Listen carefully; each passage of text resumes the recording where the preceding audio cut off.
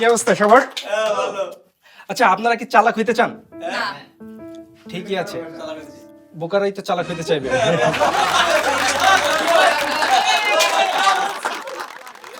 আচ্ছা, একজন বোকা অন্য বোকারে কি প্রশ্ন করে?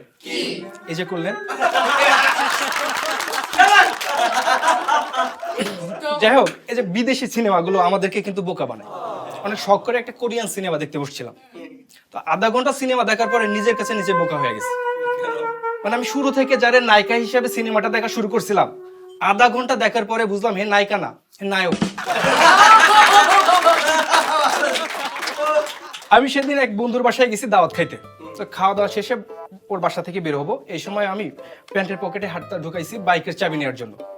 এই দেখে আমার বন্ধুর বউ বলতেছে, থাক থাক ভাইয়া, বাবুর হাতে কিছু দেয়া লাগবে না। আমি লজ্জায় বোকা হয়ে 500 টাকা ওই ওর ছেলের হাতে দিয়ে চলে আসছি।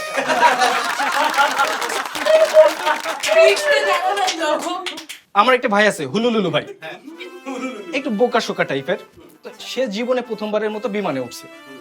পাইলট বিমান চালানো শুরু করছে, রানওয়ে দিয়ে বিমান চলতেছে, এবার উড্ডয়ন করবে। সামনের চাকাটা শূন্যের উপরে, পিছনের 2 চাকা এখনো রানওয়ে দিয়ে চলতেছে। ঠিক এই সময় হুলুলুলু ভাই ককপিটে যায় ওই পাইলটের কানে ঠাটা একটা চড়ায় বলতেছে, আমরা ওইখানে ভয়ে মরি আর তুমি হালার ফুতে এখানে বসে বসে স্টান মারাও।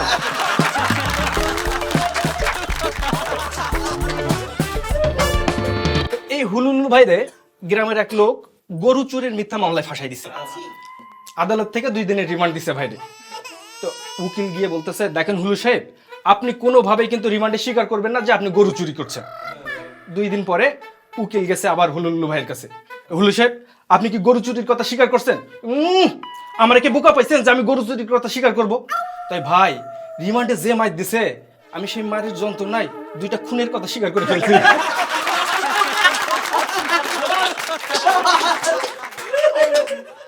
অনেকদিন পরে হুলুলুলু ভাইয়ের সাথে আমার দেখা, দেখি ভাইয়ের একটা হাত নাই।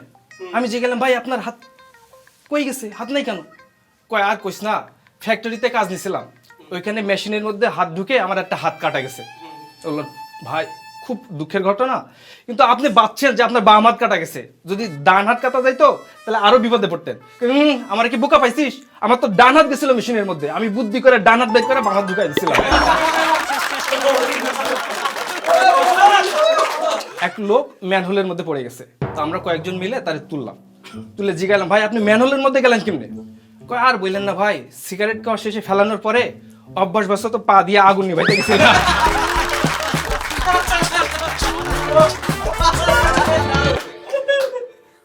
এক ওস্তাদ চোর তার শিষ্যরা নিয়ে গেছে চুরি করতে রাতের বেলা। তো ওস্তাদ করছে কি, বাড়ির বাইরে দাঁড়াইছে পাহারা দেওয়ার জন্য, আর শিষ্যরে ভেতরে পাঠাইছে যে চুরি করে নিয়ে। অনেক সময় পরে শিষ্য ভেতর থেকে বেরোইছে, ওস্তাদ বলতেছে, দেখি কি নিয়ে আসছিস আমারে দে। কয় ওস্তাদ কিচ্ছু পায় নাই। ভেতরে যায় দেখি একটা বড় আলমারি, ওই আলমারিটা ভাঙছি, দেখি একটা সোনার কৌটা, ওইটা খুলে দেখি ওর ভেতরে কিচ্ছু নাই, তাই রেখা চলে আসছি। এক জ্যোতির্বিদ এই গেছে গ্রামে, তো সন্ধ্যার সময় আকাশ দেখার জন্য টেলিস্কোপ তাক করে এইভাবে আকাশ দেখতেছে। এমন সময় আকাশ থেকে একটা তারা খসে পড়ছে। এই দেখে গ্রামের লোকজন বলতে, আই তেরি কি নিশানা বাপরে, এক গুলিতে একটা তারা।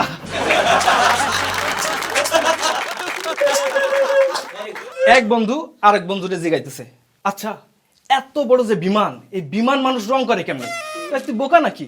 বিমান যখন আকাশে ওড়ে তখন তো ছোট্ট হয়ে যায়, আর ঠিক সেই সময় মিস্ত্রিরা যে রং করে দেয়।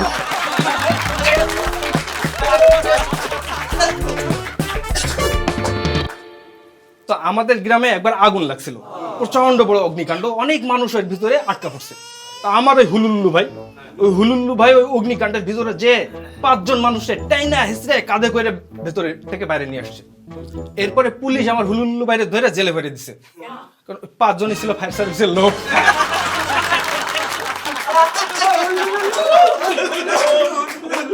এই মেয়েরা মেয়েরা দেখবেন সবসময় মানে কথাই কথাই বলে পৃথিবীর সব ছেলেরা বোকা, আবার ওই মেয়েরাই বলে আমরা মেয়েরা কিন্তু ছেলেদের থেকে কোনো অংশ কম না।